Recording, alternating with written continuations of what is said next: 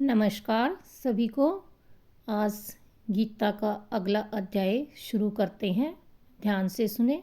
गीता हमारे जीवन में बहुत ही महत्वपूर्ण है और ये हमें जीवन जीने का तरीका सिखाती है, आगे बढ़ने का रास्ता दिखाती है और सत्य का बोध कराती है। तो चलते हैं, गीता का अध्याय करते हैं शुरू। भक्ति भोग अध्याय 15 है। भक्ति भोग क्या होता है? श्री कृष्ण जी क्या कहते हैं? गीता में ज्ञान, कर्म और उपासना तीनों का अद्भुत संगम है। गीता इहलोक और परलोक दोनों को सुधारने एवं जीने का रास्ता बताती है। गीता, कर्म तथा उपासना, इनका आपस में गहरा, सार्थक व व्यवहारिक संबंध है। ज्ञानपूर्वक श्रेष्ठ कर्म करते हुए भगवत भक्ति की ओर बढ़ते जाना भारतीय जीवन दर्शन है। गीता के अनुसार ज्ञानपूर्वक कर्म करते हुए भक्ति फलवती होती है। बिना ज्ञान और कर्म के भक्ति सफल व सार्थक नहीं होती। मनुष्य योनि की अनेक विशेषताएं हैं। उनमें सबसे महत्वपूर्ण उच्च विशेषता है कि इसी मानव शरीर में सत्संग, साधना, भक्ति, पूजा पाठ, यज्ञ, प्रार्थना आदि हो सकते हैं। अन्य किसी योनि में संभव नहीं है।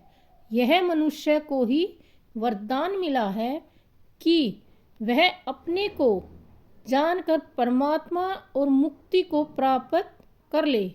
दुनिया में वे लोग बड़े भाग्यशाली होते हैं जो सच्चे अर्थ में धर्म, भक्ति, साधना और अध्यात्म मार्ग के पथिक बनते हैं, जिनके हृदय में आत्मा परमात्मा को जगाने की तीव्र इच्छा जागृत होती है और उन्हें सत्संग, यज्ञ, साधना, प्रार्थना आदि में प्रभु भक्ति के आनंद का रस आता है।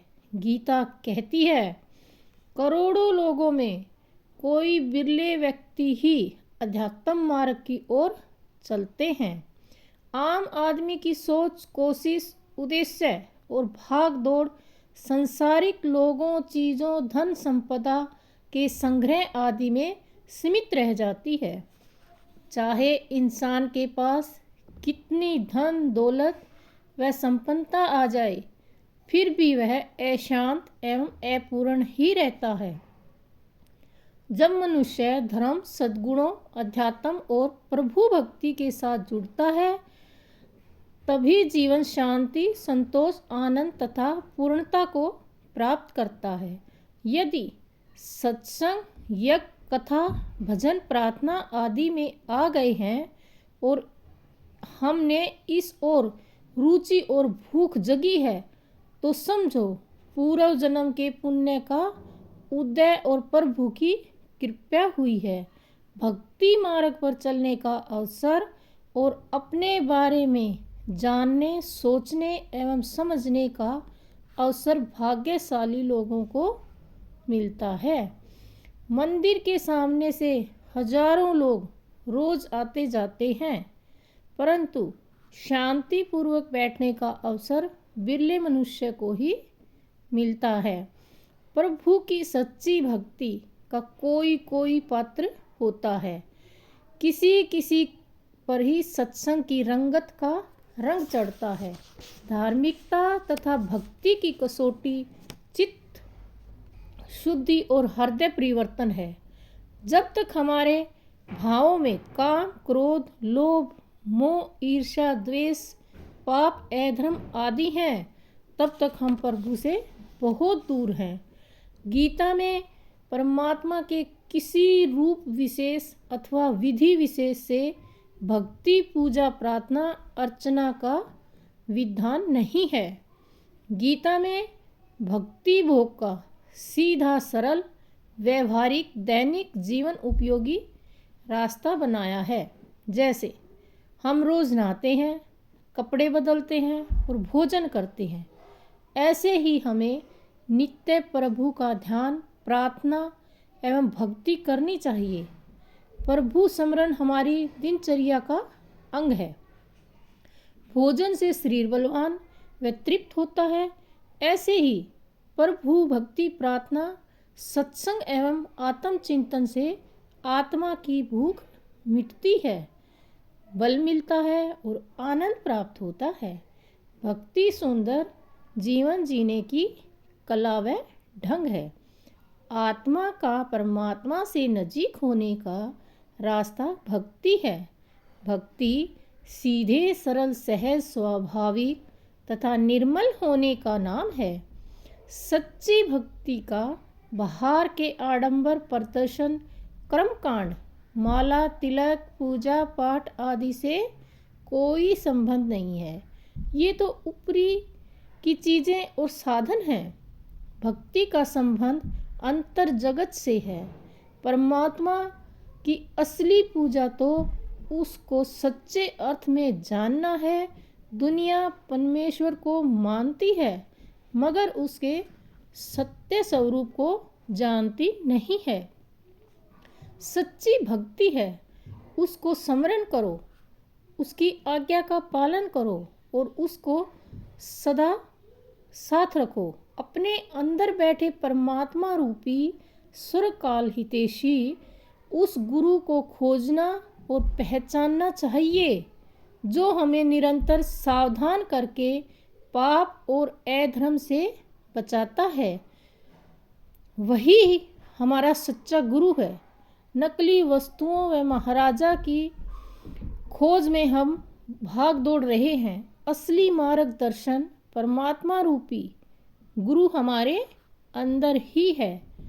उसके पास बैठो और उसकी सुनो, जीवन का कल्याण हो जाएगा। गीता सच्चे भगत की पहचान बताती है। जो व्यक्ति किसी प्राणी से द्वेष नहीं करता है, जो सबका मित्र और सबसे प्रेम रखता है, जो अहंकार, मोह माया आदि से रहित है, जो सबके प्रति दया, करुणा व प्रेम रखता है, जो सुख दुख से सब भाव में रहता है और जो प्रसन्नता व द्वेष से अलग है, जो निंदा तथा स्तुति को समान समझता है, जिसकी बुद्धि स्थिर एवं सात्विक है, ऐसा व्यक्ति ही सच्चे अर्थ में ज्ञानी भगत है। ऐसे व्यक्ति को ही भक्ति से मस्ती, शक्ति का आनंद मिलता है। ऐसा भक्त ही प्रभु का प्यारा होता है। गीता के भक्ति योग का संबंध व्यवहारिक दैनिक जीवन के साथ है। घर तथा संसार में रहते हुए, कर्तव्य कर्म करते हुए और जीवन को भक्ति भावना पूर्वक रखते हुए परम सत्ता से जोड़े रखने को गीता भक्ति योग कहती है। ना हर भूलो और ना जग भूलो, दोनों में संतुलन बनाकर चलो। नाश्वर संसार और शरीर में रहते हुए नित्य परमात्मा के साथ जुड़े रहो, तभी जीवन ठीक दिशा में चलता है। जब जीवन की डोर परमात्मा से कट जाती है, तब जीवन न जाने कहीं किधर किन किन पापों और बुराइयों में भटक जाता है। सत्संग, प्रार्थना, भक्ति, आत्मचिंतन आदि हमारी जीवन रक्षा कवच हैं। ये बुराइयां पापों तथा दोषों से हमारी रक्षा करती हैं। मनोबल, आत्मबल और परमात्मा बल को बनाए रखने के लिए भक्ति आवश्यक है। भक्ति से हमें जीवन की शक्ति मिलती है। जीवन व्यर्थ की बातों तथा चीज़ों से भटकता नहीं है।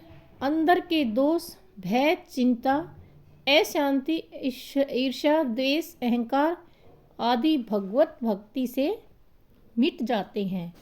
भक्ति से जीवन पवित्र होता है। सद्बुद्धि आती है, पाप और अधर्म छूटते हैं। मन में प्रभु का स्मरण एवं कृतज्ञता जागती है। प्रभु भक्ति एवं नाम स्मरण से भक्ति भविष्य में होने वाले पाप कर्मों से मुक्त रखता है।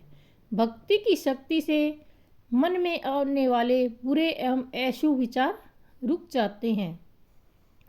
मन में आने वाले बुरे कर्मों के प्रति विद्रोह होने लगता है। जीवन संभल जाता है।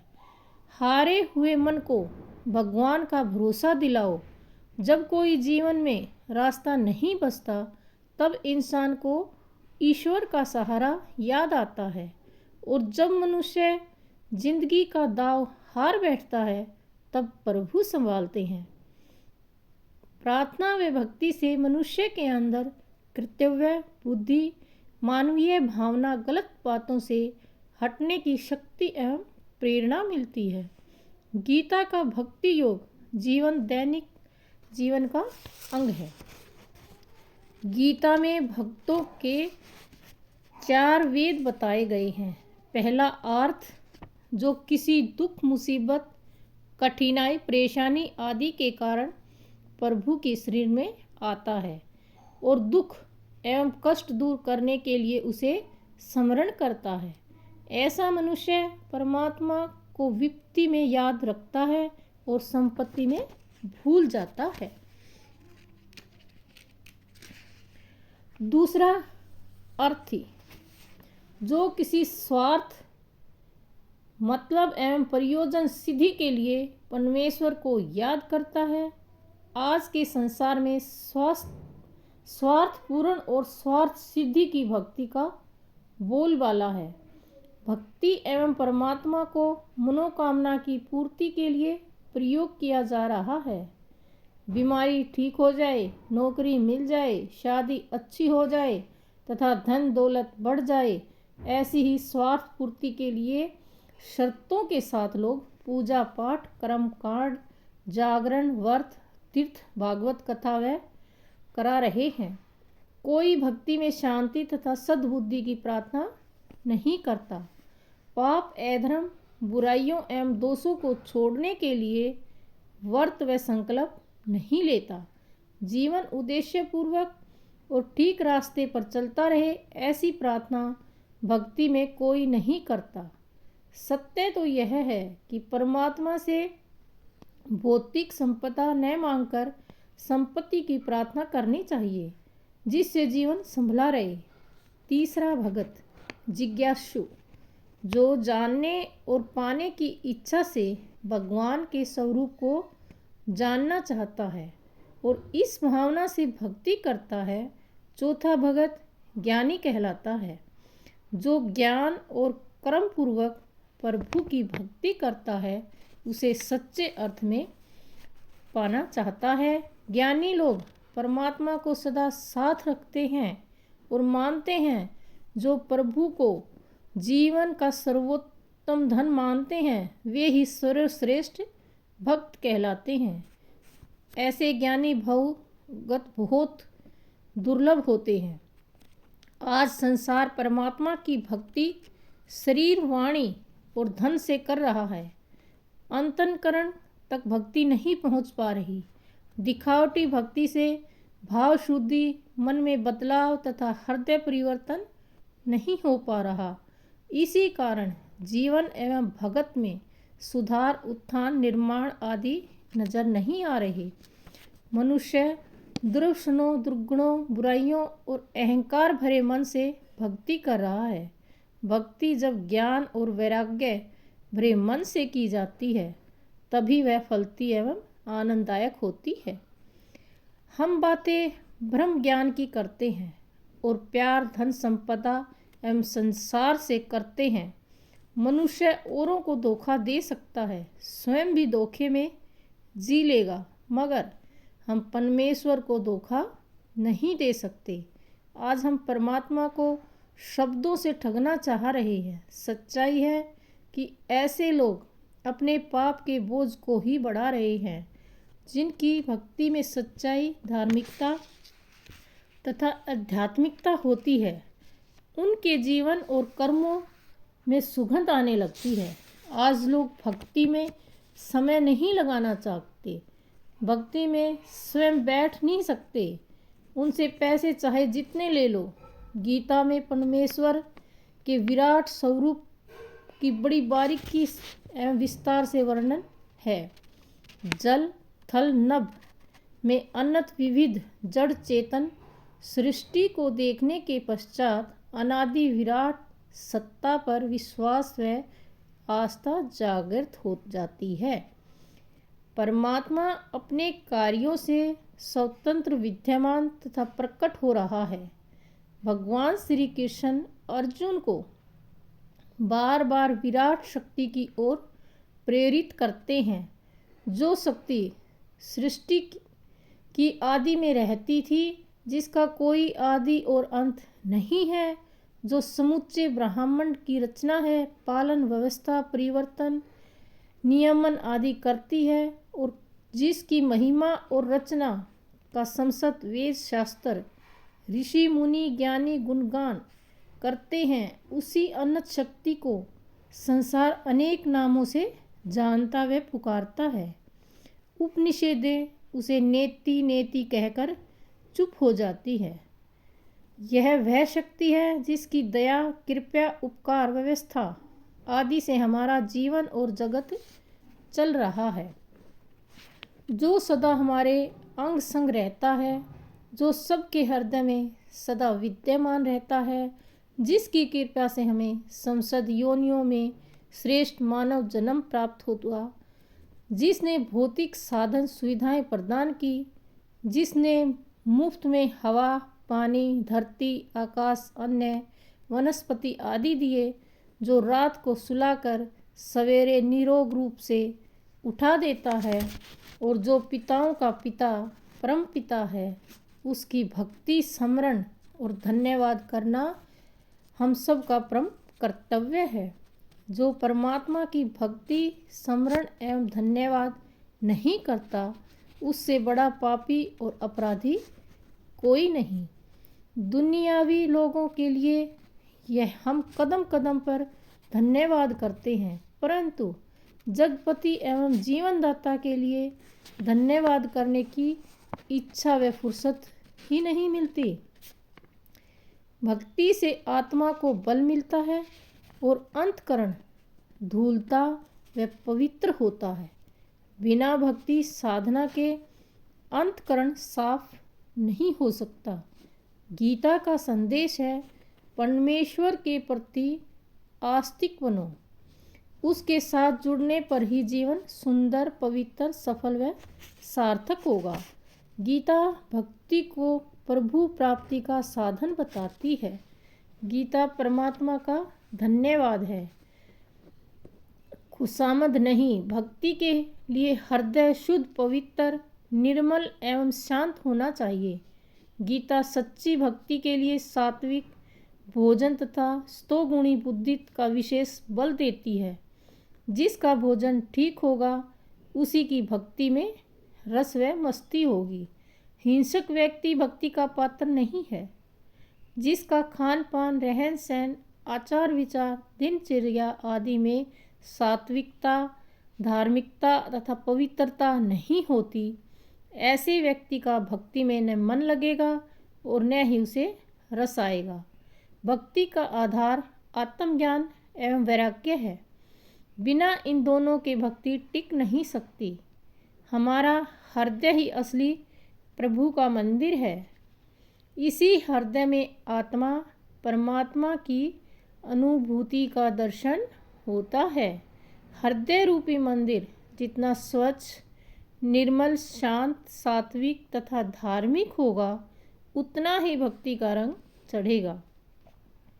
यदि हृदय में काम क्रोध लोभ ईर्ष्या द्वेष अहंकार पाप अधर्म व तामसिक भाव होंगे, तो भक्ति रोएगी और फलवती नहीं होगी। ऐसी तमोगुणी भक्ति मात्र कर्मकांड दिखावा प्रदर्शन एवं ढोंग बन जाती है। लोग भक्ति भी करते हैं और पाप भी चालू रखते हैं। ऐसी भक्ति से प्रभु प्रसन्न नहीं होते। पुराण में आता है, भक्ति रोती हुई कह रही है, मैं जवान होती जा रही हूँ, मेरे बेटे बूढ़े ही रहे। लोगों ने कहा, ये उल्टी बात कैसे हो रही है? बेटे जवान होने चाहिए, तुम्हें बूढ़ा होना चाहिए। भक्ति कहती है, हम जगह चारों ओर भक्ति की धूम मच रही है। सब जगह जगह भक्ति का गुणगान हो रहा है, किंतु मेरे बेटे ज्ञान व वैराग्य कहीं नजर नहीं आ रहे। मैं इसलिए रो रही हूँ। भक्ति का फल ज्ञान, वैराग्य, शांति, संतोष आदि को माना गया है। आज भक्ति के नाम पर पूजा पाठ, भजन कीर्तन, कथा प्रवचन, तीर्थ यात्रा, गुरुओं महंतों के मेले आदि खूब धूमधाम के साथ बाहर के जगत में हो रहे हैं, किंतु मन, बुद्धि, आत्मा और जीवन में कहीं भक्ति तथा उसका प्रभाव दिखाई नहीं दे रहा। शायद लोगों ने भक्ति को सही ढंग से समझा और जाना ही नहीं। भक्ति बाजार और व्यापार की चीज़ नहीं है जिसे पैसे देकर खरीद लिया जाए। भक्ति के लिए तप, त्याग, साधना, संकल्प, ज्ञान, विचार, वैराग्य आदि की जरूरत होती है। भक्ति आधार सफाई और सच्चाई है। इसके लिए इंद्रियों, मन, बुद्धि, आत्मा आदि की शुद्धि अत्यंत आवश्यक है। गीता बार बार भक्ति के लिए स्तोगुणी भोजन, सीधा सरल जीवन, शांत मन, सात्विक निर्मल बुद्धि और ज्ञानी आत्मा की पात्रता पर बल देती है। पहले ज्ञान की आंखें खोलो। भक्ति क्या है, किसकी करनी है, क्यों करनी है, कैसे करनी है, इन बातों को समझो। पहले भक्ति के स्वरूप को ज्ञान पूर्वक समझना चाहिए, फिर उस दिशा में कर्म, प्रयत्न और पुरुषार्थ करने की जरूरत है। तभी भक्ति उद्देश्य पूर्वक सफल होगी। वाणी से पाठ हो रहा है, हाथ में आरती की थाली घूम रही है, पर मायावी विचारों में, धंधों में भटक रहा है। इस प्रकार केवल अंधानुकरण करते जाना भक्ति नहीं है।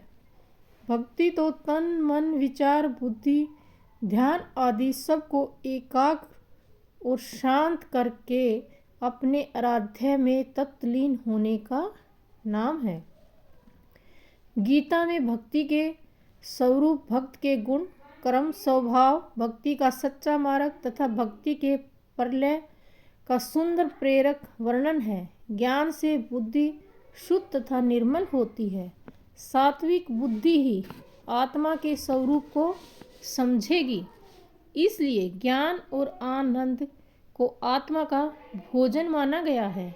जब आत्मा अपने स्वरूप में अस्थिर होकर सत्य ज्ञान से स्वच्छ, सात्विक, पवित्र व धार्मिक होती जाएगी, तभी वह अनंत जगदीश्वर की अनुमति का पात्र बनेगी। आत्मा ही परमात्मा की अनुभूति करती है। आत्मा ही परमात्मा के मिलन का द्वार है। परमात्मा अनुभव का विषय है। ज्ञान के नेत्रों से हृदय में उसकी अनुभूति होती है। वह इंद्रियों का विषय नहीं है। दुनिया उसे इंद्रियों द्वारा पाना चाह रही है। यह भूल है। सच्चा भगत यम, नियम, संयम, साधना आदि का पालन करता हुआ योग साधना के द्वारा प्रभु की निकटता को प्राप्त करता है। भगवान श्री कृष्ण ने गीता में भक्ति योग को खोल कर समझाया। बिना भक्ति के जीवन अपूर्ण, अशांत, नीरस एवं निरंतर बन जाता है। भक्ति में अपार शक्ति होती है जो जीवन और जगत के संतुलित, शांत और व्यवस्थित बनाए रखती है। भक्ति से इंसान अंदर के और बाहर के विकारों, दोषों, चिंताओं तथा परेशानियों से बच जाता है। तो आज का अध्याय यहीं समाप्त होता है। तो भक्ति क्या होती है, सही मायने में इसे कैसे किया जाए, ये कृष्ण ने अर्जुन को बहुत अच्छे से समझाया। और गीता हमें ये बहुत सरल तरीके से समझाती है कि गीता असली भक्ति है क्या और हमें कैसे प्राप्त करनी चाहिए। तो आज बस यहीं तक। कल नए अध्याय के साथ आपके साथ फिर हाजिर होंगे। तब तक के लिए सभी को नमस्कार।